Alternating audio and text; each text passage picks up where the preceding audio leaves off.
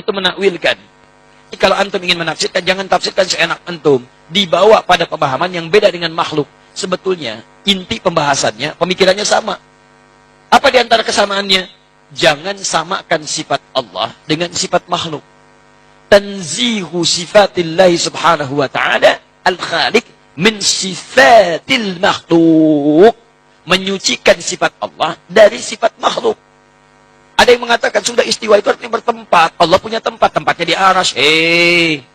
Yang punya tempat itu makhluk. Allah tidak dibatasi dengan tempat.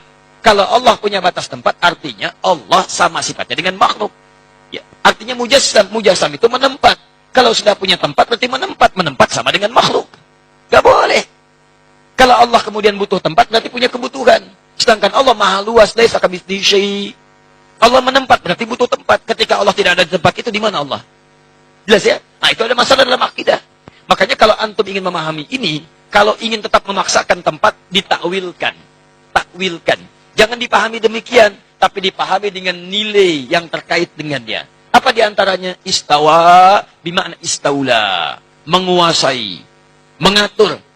Aras jangan diartikan dengan bertempat di situ. Ada begitu tidak? Artikan dengan di arasy, itulah Allah mengatur. Menguasai. Menguasai aras, menguasai alam dan sebagainya. Contoh lain Pak, takwil yang batil. Allah berfirman, Ar-Rahmanu 'alal 'arsy istawa. Allah beristiwa di atas arsy. Allah beristiwa di atas arsy. Apa kata mereka? Istiwa itu dalam bahasa Arab ada 6 makna. Mana yang dimaksud dari istiwa tersebut? Kata mereka, tidak mungkin secara akal Allah beristiwa di atas arsy. Sebab kalau Allah beristiwa di atas arsy berarti Allah butuh arsy, Allah butuh tempat. Mustahil. Lihat, mereka tolak dengan apa? Akal. Akhirnya apa? Maka ayat ini harus ditakwil. Yang dimaksud istiwa di sini artinya menguasai. Maka kita Ahlussunnah membantah. Apa bantahannya? Betul, istiwa itu ada 6 makna. Kalau istiwa doang, istawa, yastawi itu ada 6 makna. Tapi kalau istawa setelahnya ala, maknanya hanya 1. Itu ala wartafa, tinggi. Sedangkan dalam ayat ini istawanya dengan ala. Ar-Rahman alal arsyis tawa. Sehingga maknanya hanya 1. Allah tinggi di atas arasy. Cuma masalahnya Pak, mereka menolak keyakinan ini hanya karena akal. Menurut akal mereka nggak mungkin Allah di atas arasy.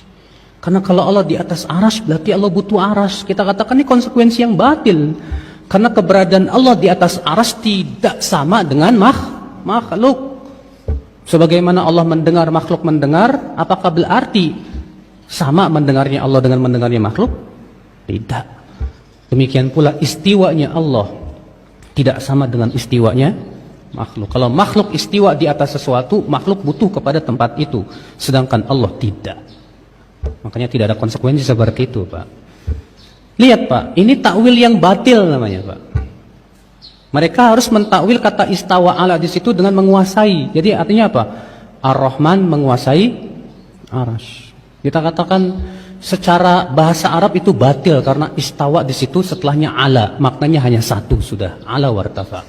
Yang kedua, arasy itu dari awal sudah Allah kuasai. Apa maknanya Allah mengabarkan kepada hambanya Allah menguasai arasy? Sebutkan dalam ayat, Allah yang telah menciptakan langit dan bumi dalam 6 hari, kemudian menguasai arasy dengan makna seperti itu ya. Kemudian menguasai arasy. Berarti sebelum menciptakan langit dan bumi, itu arasy siapa yang menguasai? Sehingga harus dikatakan kemudian setelah menciptakan langit dan bumi menguasai arasy. Kalau Allah sudah menguasai sebelum menciptakan langit dan bumi, tidak perlu kita sebutkan lagi. Sudah ma'ruf ya akhwal Islam. Bukan seperti itu gaya bahasa Al-Quran. Gaya bahasa Al-Quran itu sangat tinggi sekali. Dan itu bertentangan dengan balaghatul Quran. Kristiani akhirnya hijrah kepada Islam.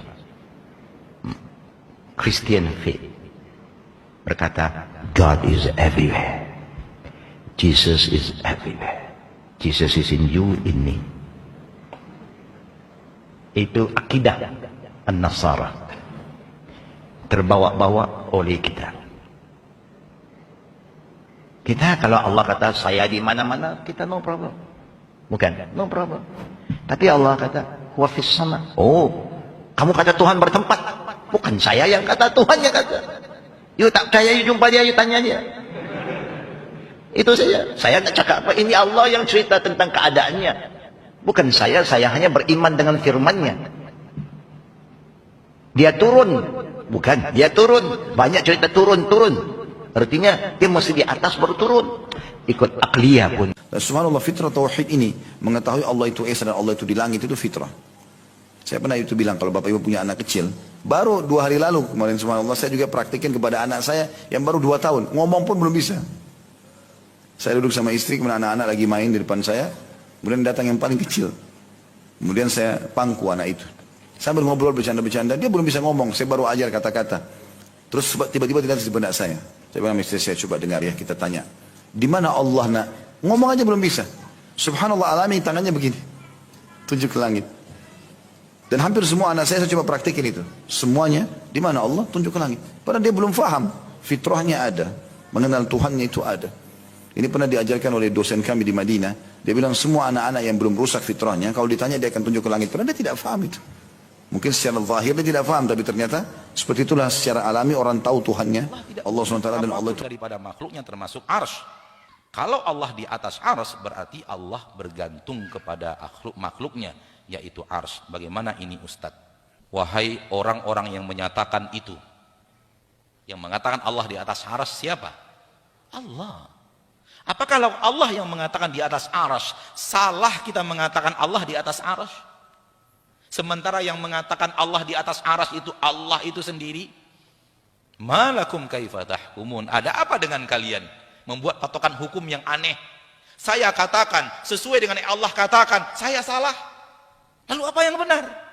Kalau saya nanti ditanya oleh Allah di akhirat, kenapa engkau berkeyakinan aku di atas arsy? Seandainya itu yang Allah tanyakan nanti kepada saya di akhirat, saya akan menjawab, karena engkau di dalam Al-Quran mengatakan engkau di atas arsy. Lalu apa jawabanmu wahai muslim? Ketika Allah nanti bertanya kepadamu, kenapa engkau tidak meyakini aku di atas arsy? Padahal aku telah katakan di dalam Al-Quran, aku di atas arsy. Coba siapkan jawaban dari sekarang. Cari jawaban yang bisa menyelamatkan anda di akhirat. Ya akhi, bagaimana anda tidak mau meyakini sesuatu yang Allah nyatakan tentang dirinya? Apakah anda lebih tahu tentang Allah dibanding Allah itu sendiri? Bukankah Al-Quran Allah turunkan untuk pedoman? Bukankah Allah menurunkan Al-Quran untuk diikuti? Bukankah akidah yang Allah nyatakan di dalam Al-Quran harus dijadikan akidah dan keyakinan? Oleh karena itu, melangkahlah dengan Al-Quran. Al-Quran menyatakan, nyatakan seperti yang ada di dalam Al-Quran. Al-Quran tidak menyatakan, jangan mencoba-coba menyatakan sesuatu yang tidak dinyatakan di dalam Al-Quran. Ini akidah yang benar.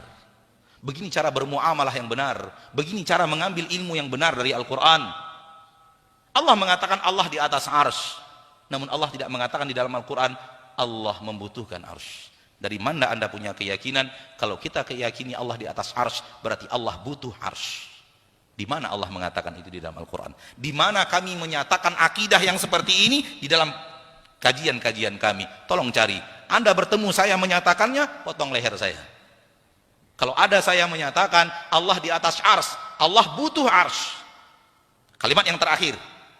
Kalau bertemu saya mengucapkannya di dalam kajian, saya datang kepada anda untuk penggal leher. Karena itu tidak pernah saya yakini seumur hidup. Bahkan saya meyakini Allah di atas arsy, arsy butuh Allah. Bukan Allah yang butuh arsy. Kalau anda tidak berani menyatakan seperti yang Allah nyatakan di dalam Al-Quran, kemana anda akan mencari keselamatan di akhirat? Taib. Fahamlah kita terlalu cerdas. Sehingga kecerdasannya membuat dia sesat. Kenapa terlalu cerdas? Karena rumus ilmu Allah dia pakai rumus ilmu manusia. Letak kekeliruannya ada di sini. Dia berbicara sesuatu tentang Allah, rumus yang dia pakai rumus manusia. Raja di atas singgasana. Arsy itu artinya singgasana. Raja di atas singgasana, sedang enak-enak duduk, singgasananya diangkat, jatuh rajanya. Seperti itu juga dengan Allah. Allah di atas arsy-nya, ketika singgasananya dibuang, Allah akan jatuh. Gitu. Itu rumus manusia untuk manusia, rumus makhluk untuk makhluk. Anda sudah berbicara Rabbul makhluk, pencipta makhluk. maka jangan pakai rumus manusia untuk bicara Allah. Itu pintu kesesatan besar. Ketika Anda bicara Allah, pakai rumus manusia. Terakhir, wahai orang-orang yang ingin berakidah dengan baik dan benar, jangan coba-coba yakini sesuatu tak ada di dalam Al-Quran, tak ada di dalam hadis. Jangan coba-coba yakini. Kalau Anda ingin selamat akidah Anda, cukuplah yakini apa yang ada di dalam Al-Quran, apa yang ada di dalam hadis. Kalau Anda tambahkan, Anda sesat. Cukupkan apa yang Allah katakan, itulah akidah saya. Apa yang Allah nyatakan, itulah akidah saya. Apa yang dinyatakan oleh Nabi, itulah yang saya yakini. Saya tambahkan setengah saja, setengah itulah sesatnya. Saya tambahkan 5.000 tambahan, 5.000 itu sesatnya. Karena tidak ada di dalam Al-Quran dan tidak ada di dalam hadis. Yakini masalah gaib.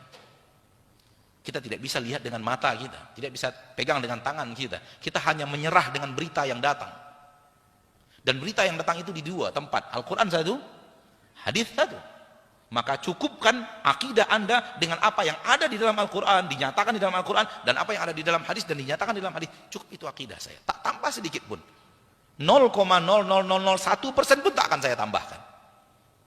Itu akidah yang benar. Karena akidah berasal dari ilmu gaib. Dan ilmu gaib tidak bisa kita deteksi dengan panca indera kita, sehingga kita bisa menyatakan sesuatu yang tidak dinyatakan. Makna arsy ala wartafa, di atas arsy.